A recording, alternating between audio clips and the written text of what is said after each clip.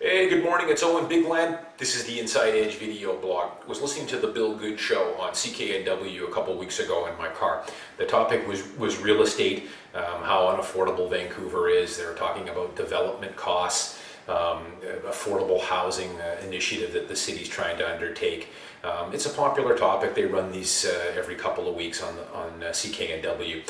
They had some phone-in callers, and of course, a lot of the calls, they all kind of go the same way. Vancouver's unaffordable. Our housing prices are through the roof, and we all know that. I've blogged about it before. The fundamentals here in Vancouver haven't changed much. I mean, it's a desirable place for people to live. Our prices really aren't predicated on fundamentals and what a person earns, unfortunately. A lot of cities are like that. Our market here is more equity driven. It's people that have owned their homes for 10, 15 years and have ridden the market up. And of course, we've got a lot of people coming from mainland China.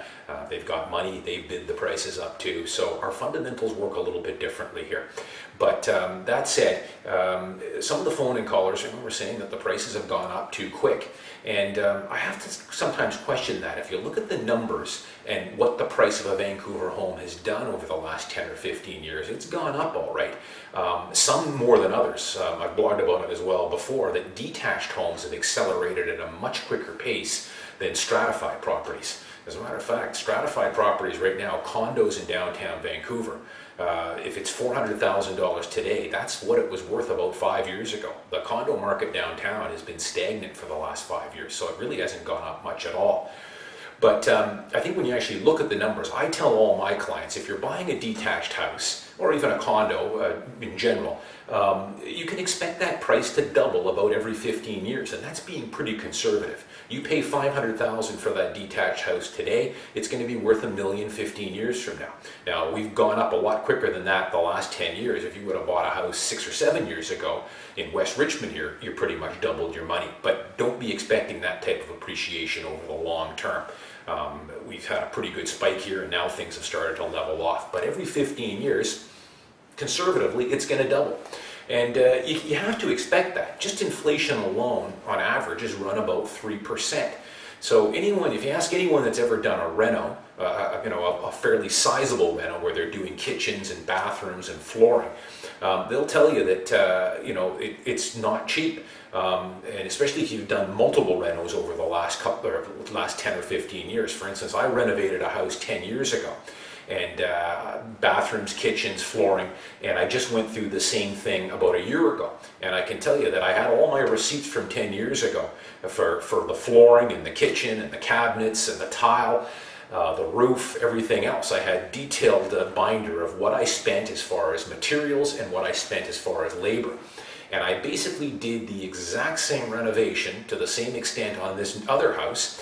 And I can tell you that comparing the receipts, it's shocking how much everything has gone up in the past 10 years. All the materials, but especially the labor. Labor has gone up dramatically, and for good reason. Tradespeople just pass the costs on to the consumer. Everything has gone up for them. The cost of gas to get to the job site, the cost of their insurance, their materials. Everything goes up every year at an average of about 3%. So, you've got to take it into context. Yes, prices have gone up a lot, but I'm not really sure some of these people that call into the Bill Good show, I'd like to know, what did they expect the price of a detached home to do over 10 or 15 years? Did they expect that $500,000 house to be worth $600,000 10 years from now? Or go up at about a 1 or 2% pace? 3% pace? I'd be curious to know what people really think the price of a home should do.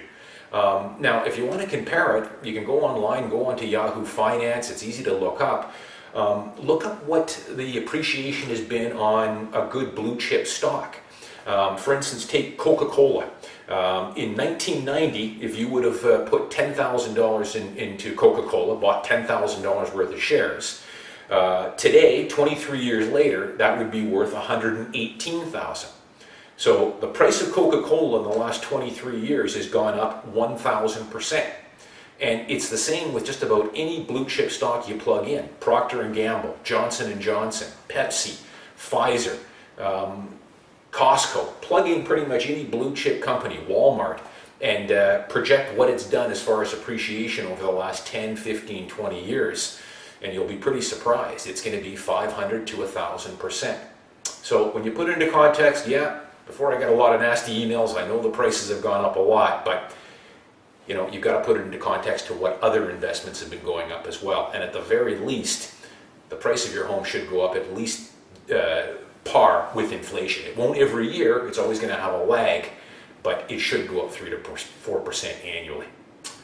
I'm Owen Bigland. As always, thanks for watching. You can always reach me at owen@owenbigland.com with your comments, or comment on my YouTube blog as well. See you next time.